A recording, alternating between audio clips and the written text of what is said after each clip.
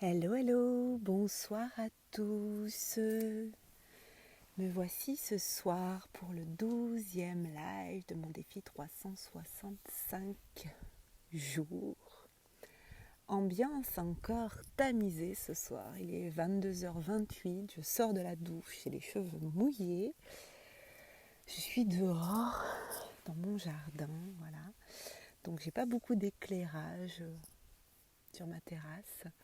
J'ai quelques lampes qu'on voit un petit peu ici au niveau je sais pas, de ma maison, mais ça éclaire pas trop.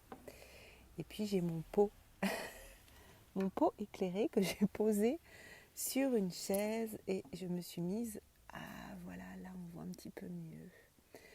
Je me suis mise devant. Alors je vais vous laisser le temps d'arriver pour ceux qui sont en replay. Et ceux qui sont en replay, n'importe quoi, déjà ça commence bien le live. En fait, quand j'étais dans la douche, là, je me lavais les cheveux, et j'avais plein d'idées qui fusaient. Je dis, ouais, je vais leur parler de ça, je vais leur parler de ça. Je me dis, non, non, non, non, non, non, faut que j'arrête de penser à ce que je vais leur dire, parce que je me dis, après, je vais oublier.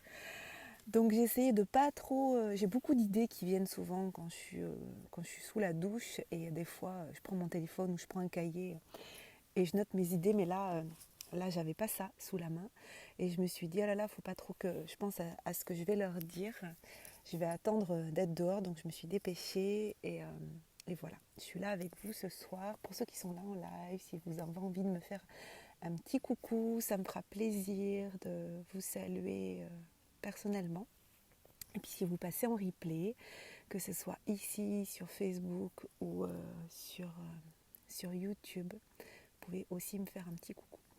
Et justement sur ça, alors ce soir je vais vous parler du fait qu'il y a toujours deux voies possibles, l'amour ou la peur. Et qu'on pourrait résumer ça juste par ces deux choix. Que dans chaque choix, c'est le choix qui est guidé par l'amour ou le choix qui est guidé par la peur. Alors vous pouvez ne pas être d'accord avec moi et c'est complètement ok. Et puis peut-être que dans un an, je serai plus d'accord avec ce que je vais dire ce soir, mais ce soir, je pense vraiment que c'est ça. Alors, je vous ai dit que je vous emmenais dans cette deuxième année d'entrepreneuriat. C'est peut-être que j'ai appuyé sur le micro. Ouais, c'est bon. Hier, je vous ai parlé du fait de mon appréhension avant une première fois et je vous ai parlé de mon rendez-vous d'aujourd'hui avec l'équipe technique d'entrepreneurs que j'accompagne pour créer leur sommet en ligne. Donc, ça s'est très bien passé. D'ailleurs, il faut après que je leur envoie un petit message là. Bonsoir Maria, j'espère que tu vas bien. Donc je vous avais dit que je vous dirais comment ça s'était passé. Donc tout s'est très bien passé, le rendez-vous a duré 1h30, je leur avais préparé un super rétro-planning, je leur avais préparé comment dire, le tunnel d'inscription en fait, toutes les pages qu'il faut créer avec, voilà, avec des flèches, plein de choses. Donc ça leur a beaucoup plu, ils ont vraiment trouvé que ça allait leur faire gagner beaucoup de temps. Donc j'étais vraiment contente. Là, je vais leur envoyer tout à l'heure le compte rendu en fait de notre réunion de cet après-midi. Et je vais pas m'éterniser sur ça ce soir parce que voilà, tout s'est bien passé, donc tout est ok là-dessus. Voilà, c'était une belle réunion et vraiment, comme disait une des créatrices du sommet, là, vraiment, il se passe quelque chose d'assez magique. Je ne veux pas trop vous en dire parce que je ne veux pas être encore dans le teasing de la thématique du sommet, mais dès qu'elles commenceront à en parler, qu'elles m'autoriseront à en parler, je vous en parlerai aussi. Donc on verra ça plus tard.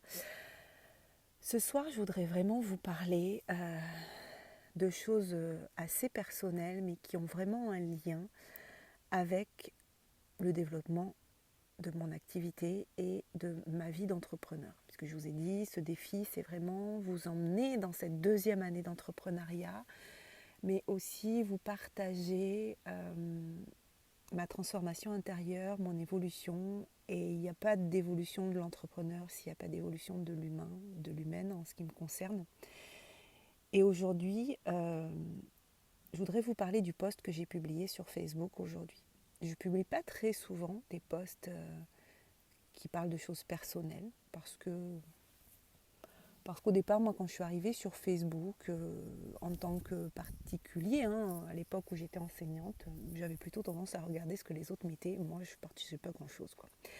Et puis après, j'ai utilisé Facebook pour mon activité professionnelle, pas trop pour parler de moi. Et puis j'ai un peu quitté Facebook aussi à un moment donné. Et justement, là aussi, je voulais vous dire que les réseaux sociaux, en fait, ils sont ce qu'on en fait, en fait. Donc oui, c'est vrai que je trouve que Facebook est un réseau plus dans le lien de personne à personne, où les gens vont venir se plaindre, où les gens vont venir déverser leur animosité, ou un peu les guerriers du clavier, quoi, ceux qui vont aller tout de suite vous défoncer parce que vous avez dit un truc, voilà, et puis ça va y aller vite fait. Et donc je trouvais aussi que Facebook, ça partait un peu dans ce sens-là, donc j'avais commencé à être en désamour par rapport à Facebook. Et donc je suis partie plutôt sur Instagram pour développer mon activité professionnelle. Là, je vous ai dit que je revenais sur Facebook pour le défi 365 jours, parce que l'idée là n'est pas de vendre mes programmes, l'idée n'est pas de vous vendre quoi que ce soit, même si de temps en temps je vais vous en parler parce que je trouve que ça a un lien avec, avec ce que je veux partager. Donc je ne me priverai pas non plus d'en parler, mais je ne suis pas là pour faire la vente de ce que je fais. Je fais confiance qu'en parlant de mon évolution en tant qu'humaine et en tant qu'entrepreneur, les gens qui se sentent appelés pour être accompagnés par moi ou pour participer à mes événements, les sommets ou le festival en présentiel, viendront. Voilà. Je choisis donc d'être en confiance par rapport à ça, et donc j'ai pas besoin de venir me vendre sur Facebook. En tout cas, je ne l'utilise pas pour ça. Mais vraiment, les réseaux, je trouve que un réseau social est neutre au départ. C'est un outil. Alors après, à nous d'être éveillés et à nous de ne pas nous laisser manipuler. À nous de prendre notre responsabilité aussi de qu'est-ce qu'on fait sur les réseaux, qu'est-ce qu'on véhicule sur les réseaux, et d'assumer en fait pourquoi on l'utilise.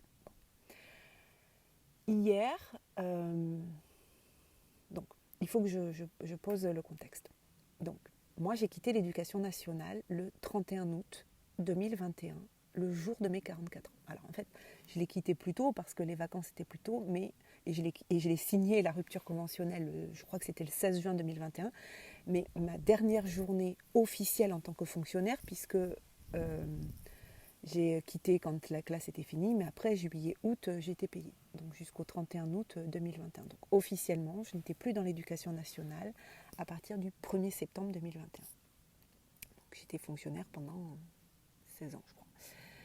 Mon conjoint est pompier professionnel en Gironde, là où il y a les incendies en ce moment, enfin en tout cas un des départements où il y a les incendies, parce qu'il n'y en a pas qu'en Gironde, mais là il y a vraiment deux très gros incendies en Gironde. Mais mon conjoint n'a pas accepté de se soumettre à une injection expérimentale. Et j'utilise ce terme volontairement et pas le terme de vaccin, parce que ce n'est pas un vaccin.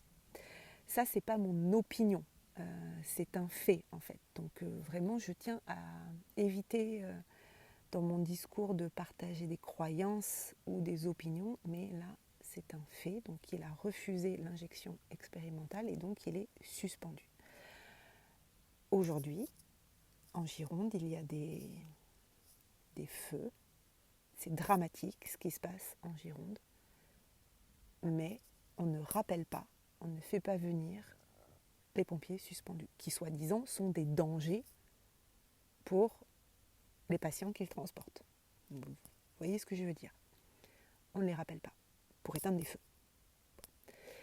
Et mon conjoint, donc, qui a été au début en arrêt maladie, après suspendu, après a eu la Covid, a repris, a été à nouveau suspendu, donc est à nouveau suspendu depuis le 20 juin.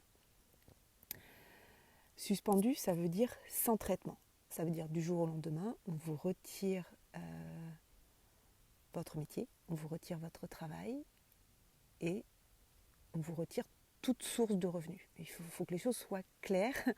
Quand on est suspendu, en tout cas là, dans le contexte actuel, on n'a pas de maintien de salaire. D'accord ? On vous retire de votre poste et on vous retire vos revenus, on ne vous paye pas donc, et vous n'avez pas le droit au chômage, vous n'avez pas le droit au RSA, vous avez le droit à rien.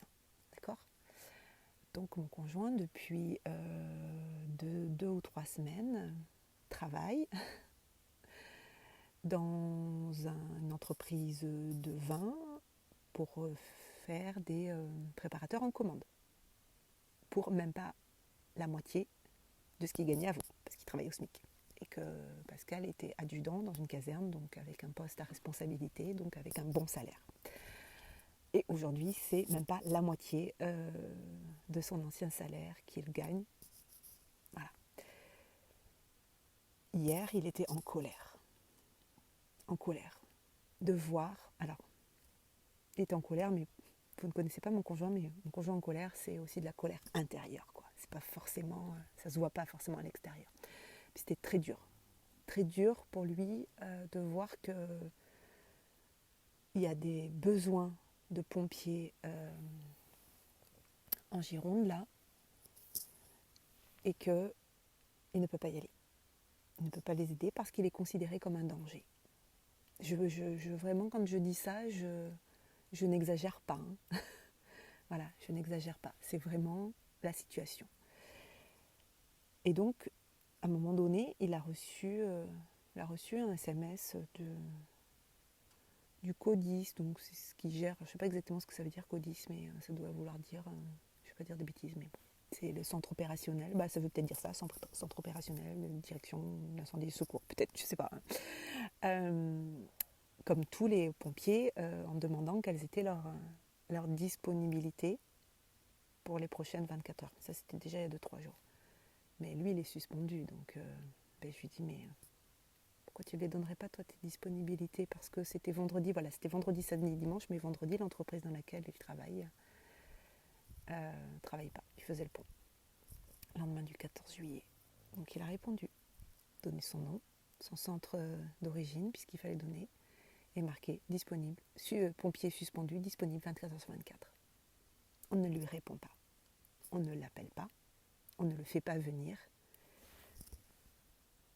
Oui, tu disais Maria, oui, j'ai lu ce post, j'ai noté que j'étais très choquée par le fait qu'on ne rappelle pas les sauveteurs en cette période où ils sont indispensables. Oui, j'ai pas répondu encore à toutes les belles personnes qui m'ont répondu. Merci beaucoup si tu fais partie de ces personnes.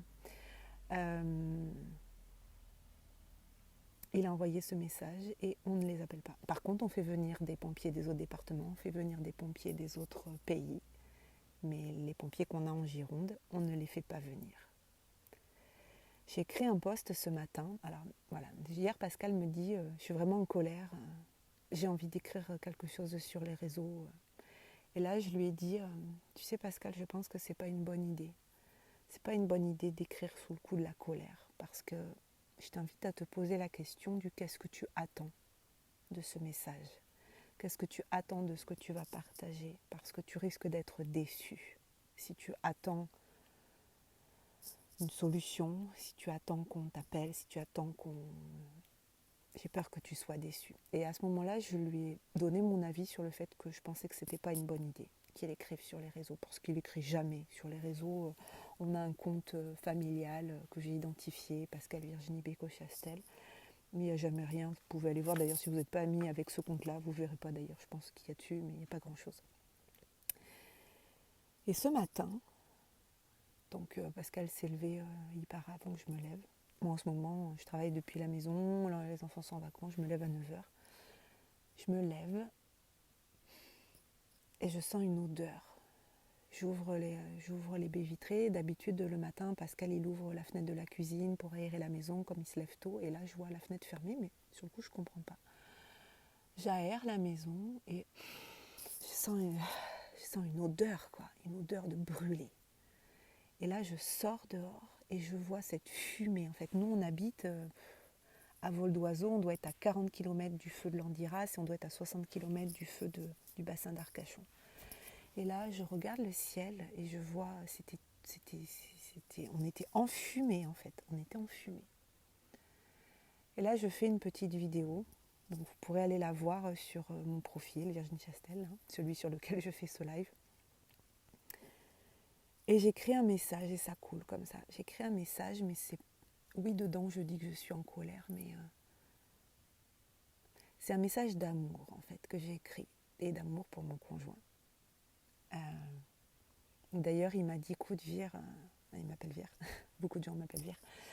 Il me dit, c'est dingue comme tu as retranscrit tout ce que je ressentais, comme tu as réussi à dire ce que je voulais dire avec justesse, sans animosité, avec amour, voilà. Donc ça l'a beaucoup touché. C'était pour lui que j'ai écrit ce mot. Je n'ai pas écrit ni pour polémiquer sur les réseaux, ni pour déclencher quoi que ce soit, parce que je m'en fous en fait, que ça déclenche ou pas. J'ai pas besoin de ça. Je cherche pas de sauveur.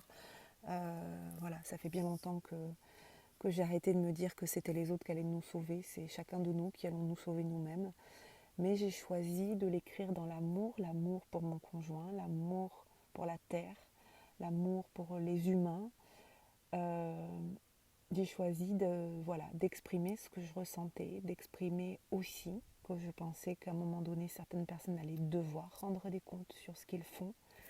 Parce que c'est dramatique, les choix qui sont faits, et que c'est dramatique cette situation. Alors, quand je dis dramatique, je ne pense pas à notre situation financière. Oui, c'est dramatique de mettre les gens dans cette situation. Mais là où ils devront rendre des comptes, c'est que là, il y a une forêt qui brûle, il y a des gens qui ont besoin de pompiers et qu'on leur refuse d'aller faire leur travail. Oui, tu dis c'est un message fait dans la douleur et l'affection, je l'ai compris comme ça. Oui, c'est un message fait dans la souffrance, dans l'amour, mais surtout pas dans la peur. Et c'est ça que je veux vous partager ce soir. Mais pourquoi je vous parle de ça? Parce que ça a aussi un lien avec le développement, moi, de mon activité et le développement de cette deuxième année dans l'entrepreneuriat dans laquelle je vous emmène.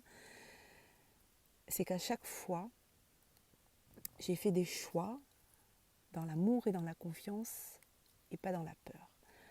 Parce que vous voyez, il y a 1 an, tous les deux, on était fonctionnaires. Il y a 1 an, tous les deux, on avait un salaire assuré, on avait une retraite assurée. Et aujourd'hui, il y en a une qui a demandé sa rupture conventionnelle et il y en a un autre qui est suspendu. Vous imaginez bien que financièrement, c'est pas du tout le même état de nos comptes il y a 1 an et il y a aujourd'hui. On est bien d'accord. Mais je n'ai pas peur et je ne regrette pas mon choix. Parce que j'ai fait un choix qui a été dicté par le cœur et que Pascal a fait aussi un choix qui est dicté par le cœur et non pas dans la peur. Parce que si on avait été dans la peur, 1, moi j'aurais jamais quitté l'éducation nationale. Et 2, si Pascal avait été dans la peur, il aurait reçu les injections. Et c'est comme ça qu'on nous mène en fait. Et je ne suis pas dans le jugement du tout. Et si certains d'entre vous qui écoutent avaient reçu 1 dose, 2 doses, 3 doses, j'ai aucun jugement par rapport à ça. Et je sais que c'est quelque chose sur lequel cette situation à moi m'apprend beaucoup sur ne pas juger les autres quand ils font des choix différents de moi. Je sais que je grandis aussi dans cette situation-là. Mais ce que je sais aussi, c'est que ça me rappelle chaque jour de ne pas me laisser guider par ma peur.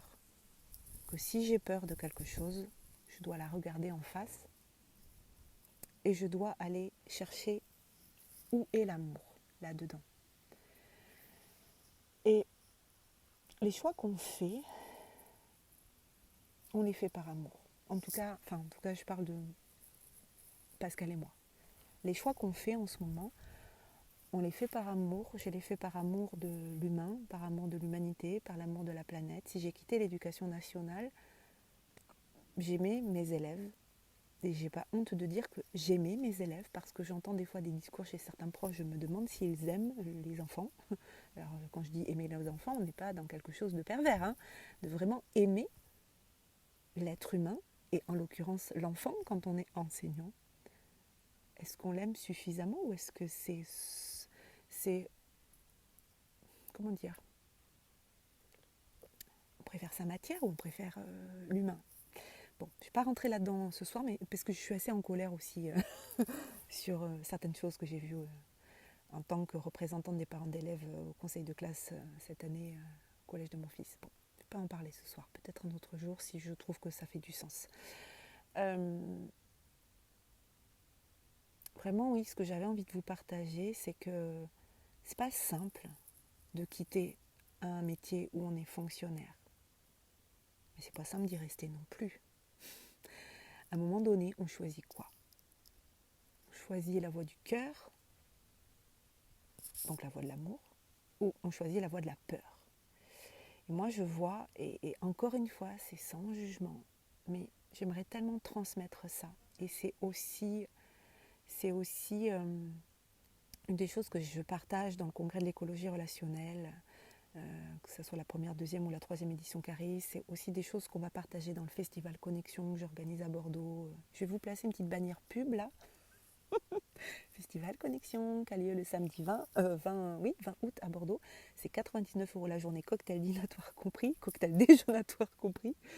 Et le tarif change bientôt dans 2 jours pour passer à 120 €. Donc si vous êtes bordelais, vous êtes dans le passage, allez sur mon site internet virginiassel.fr. Vous avez vu?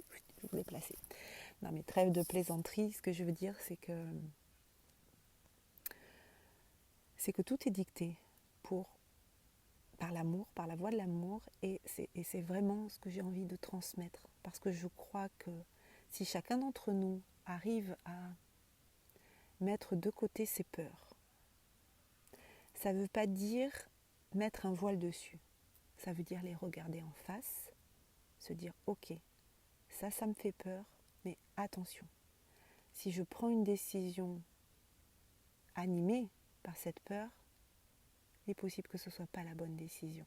Donc je vais regarder ma peur en face, je vais essayer aussi de voir si c'est vraiment réel, cette peur, est-ce qu'il y a un réel danger, qu'est-ce que je peux mettre en place, ou si c'est une illusion, ou qu'on essaie de me mettre dans la peur pour me faire prendre des décisions que je n'aurais pas prises si je n'avais pas été dans la peur. Si vous comprenez ce que je veux dire. Maria, tu dis l'impermanence des choses, les jours se vivent l'un après l'autre, il n'y a pas d'assurance de rien en rien. Il n'y a pas de hasard, quand une porte se ferme, une autre s'ouvre ailleurs. Oui, je suis complètement d'accord avec toi, et ça veut dire de travailler notre confiance, ça veut dire de travailler notre confiance en la vie, ça veut dire de travailler notre confiance en nous-mêmes, ça veut dire de se faire confiance aussi. Et j'ai beaucoup aimé un jour un discours d'Arnaud Rioux, quand on lui posait tout le temps la question peur de quoi? Alors, tu veux dire, quand on se pose la question, oui, de quoi on a peur? Oui, c'est important, enfin si c'est ça que j'entends que tu veux dire, que c'est important de se dire mais de quoi j'ai peur? Parce que souvent en fait, on se rend compte derrière qu'on a peur de quoi?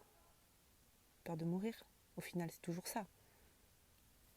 Mais la mort fait partie de la vie, hein, c'est-à-dire que si on refuse qu'à un moment donné ça va s'arrêter, oui, tu comprends qu'effectivement notre vie va être problématique parce qu'on va être constamment dans cette peur-là et on va s'empêcher de vivre. Parce que, vous savez, si je reviens sur mon départ de l'éducation nationale, souvent ma maman m'a dit, oui, mais là tu quittes l'éducation nationale, mais bon, est-ce que tu penses à ta retraite, tout ça? Je dis, tu sais maman, peut-être j'aurai jamais de retraite, parce que peut-être je vais partir avant.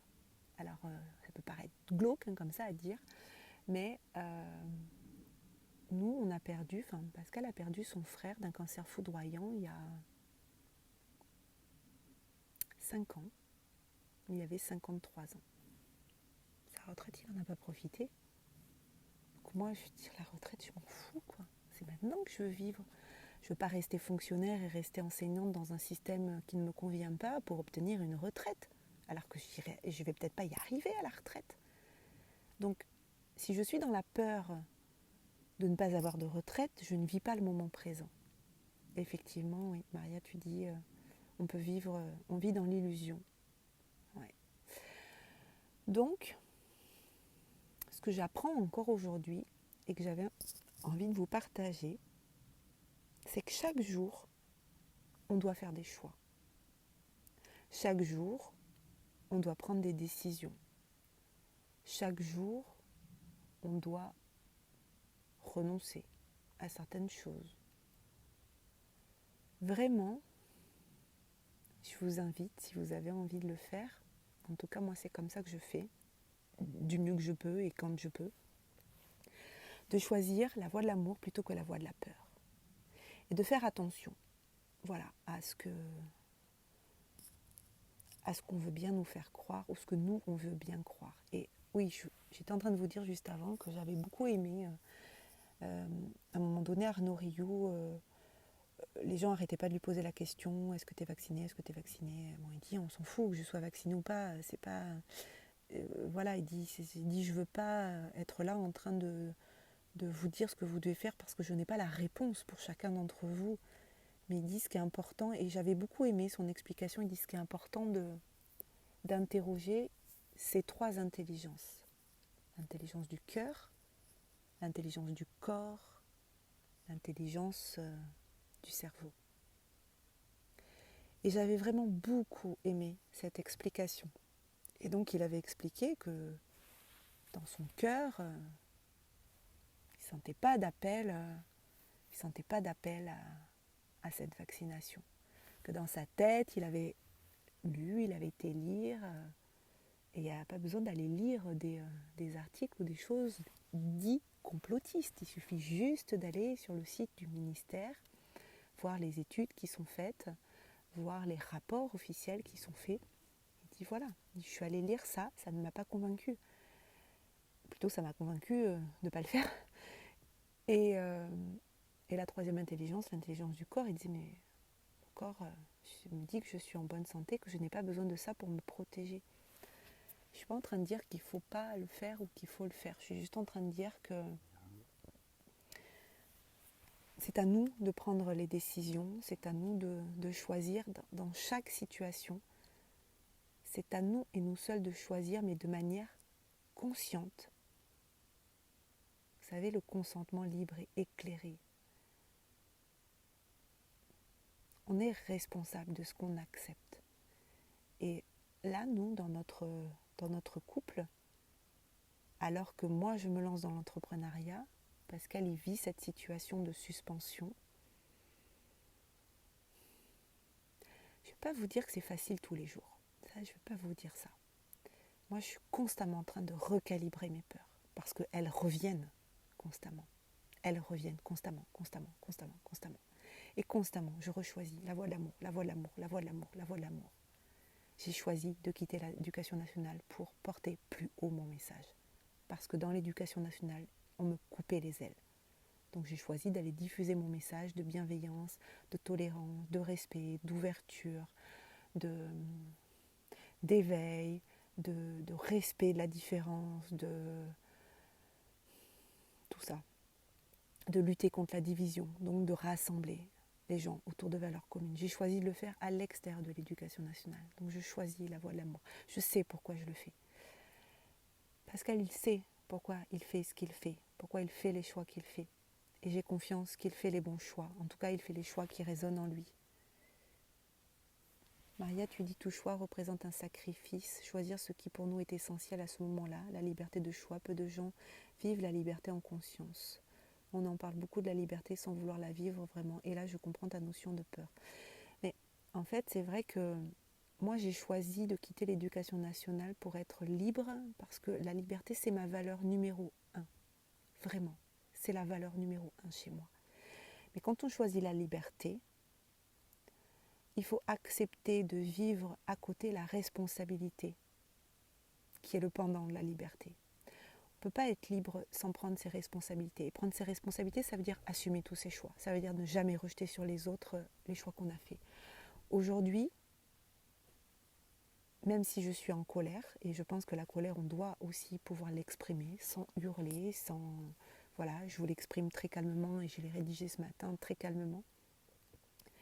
La colère, elle doit pouvoir être exprimée, mais c'est pas la peine de chercher des coupables, des responsables, des gens qui seraient nos bourreaux, parce que ça veut dire qu'on attend d'eux qu'ils soient nos sauveurs. souvent on a cette discussion avec Pascal et souvent on se dit on n'attend rien des autres, on n'attend rien du gouvernement, on n'attend rien des décideurs, on n'attend rien de nos hiérarchies. Bon, moi j'en ai plus maintenant, mais rien, on n'attend rien des autres, on fait ce qu'on doit faire et on assume, on prend la responsabilité qui est l'autre côté de la médaille de la liberté. Il n'y a pas de liberté sans responsabilité, ça c'est pas vrai. Et quand on nous dit oui, mais vous, avec vos choix, vous voulez que la liberté, mais vous savez, la liberté de chacun s'arrête là où commence celle des autres. Ok. Mais il faut vraiment que ceux qui disent ce genre de choses regardent ce qu'ils font aussi, je pense. Moi, je porte même pas de jugement sur les décisions gouvernementales. Je n'en porte même pas. Ça ne m'intéresse pas d'en porter. Je me dis, aujourd'hui, qu'est-ce que j'ai à faire pour contribuer à cette élévation de fréquence dans le monde? Qu'est-ce que j'ai à faire? Choisir l'amour plutôt que la peur. Tout le temps. Oui, il faut assumer simplement la colère est mauvaise conseillère comme la peur. Maria, tu dis, je suis complètement d'accord, elle est mauvaise conseillère. Ça ne veut pas dire qu'on ne doit pas l'exprimer. Ça veut juste dire que, en tout cas, c'est comme ça que moi je le vis. Elle doit être exprimée, la colère. La peur, elle doit aussi être dite, elle doit être regardée en face. Juste que la décision ne doit pas être prise sous le coup de la colère ou sous le coup de la peur. Donc moi, je sais que aujourd'hui, je vais être très franche avec vous. Tous les jours, je me demande si on va pouvoir garder notre maison. Tous les jours. Je mens un peu. Je ne me pose pas la question tous les jours parce que des fois, j'arrive à ne pas y penser. Mais très régulièrement, plusieurs fois par semaine, je me dis, ok, et si on ne pouvait pas la garder?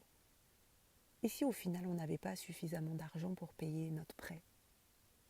Qu'est-ce qui se passerait? Allons au pire du pire. Parce que c'est comme ça en fait que je regarde mes peurs. Je me dis, au pire du pire, qu'est-ce qui se passe? On la vend. Et avec l'argent qu'on récupère de la maison, on s'en va. On change de département. On va dans un département moins cher. Et on rachète quelque chose, ou on loue quelque chose, ou on part faire le tour du monde avec un camion. Au pire, c'est ça. Parce que nous, qu'est-ce qui compte pour nous? D'être ensemble avec mon conjoint. C'est ça le plus important. Oui, je vais vous dire, si je dois vendre ma maison, je vais pleurer. Ça, c'est sûr. Parce qu'on l'a fait construire il y a 14 ans.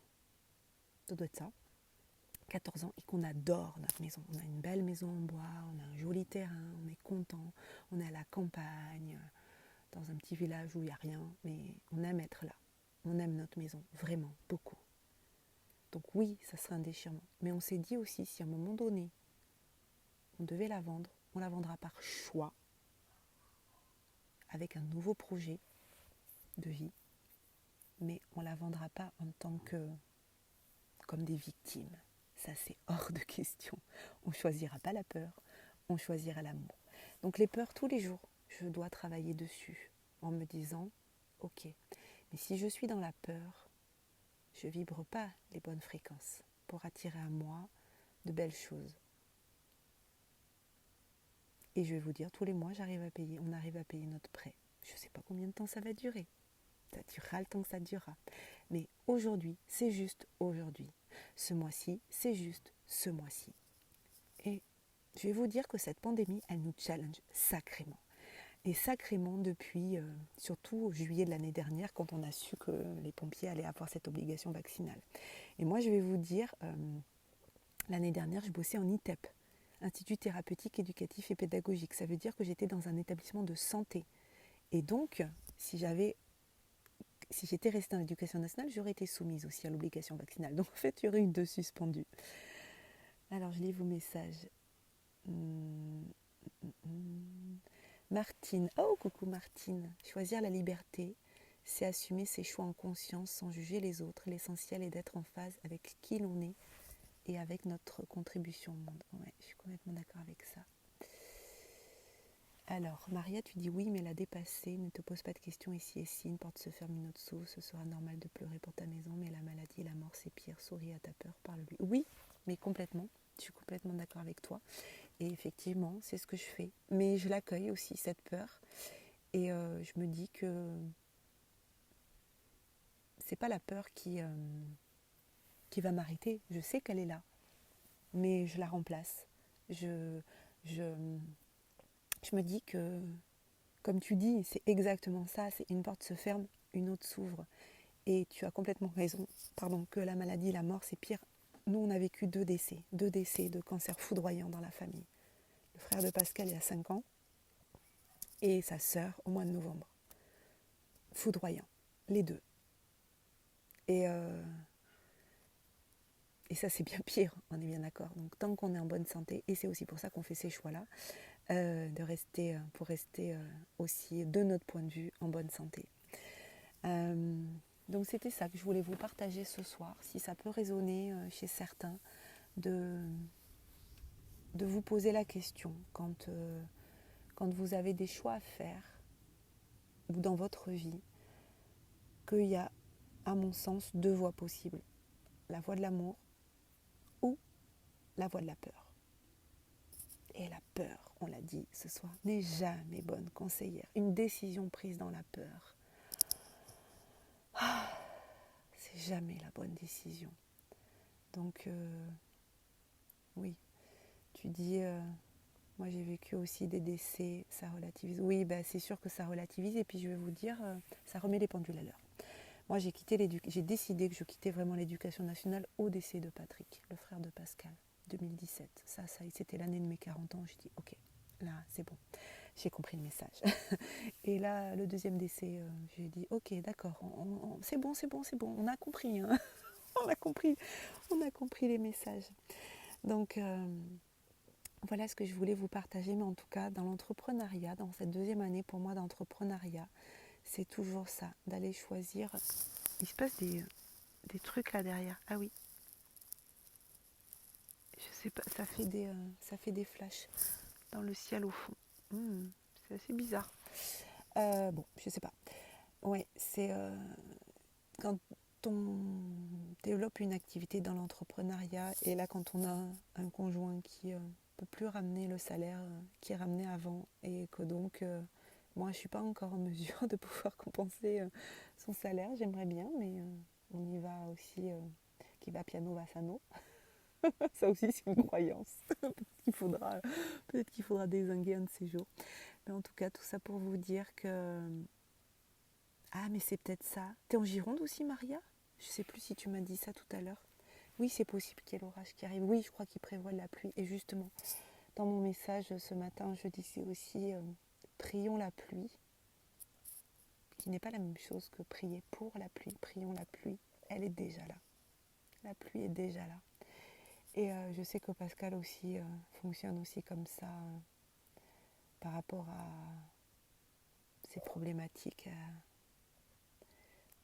de profession aussi pour lui. Martine, tu dis, j'ai depuis 10 ans changé plusieurs fois de vie, de pays, vendu mon magnifique appartement que j'adorais, quitté mon job sans peur. À 6 ans de la retraite pour créer ma structure, la peur revient parfois en avance dans l'amour. Oui, merci pour ton témoignage, Martine. D'ailleurs, pour ceux qui regarderont en replay, si vous voulez nous partager aussi comment vous réussissez à cheminer plutôt dans l'amour que dans la peur, je pense que ça peut créer de beaux commentaires sous ce live. Et ah oui, tu dis non, t'es dans le Gard, mais tu vois les lueurs derrière moi.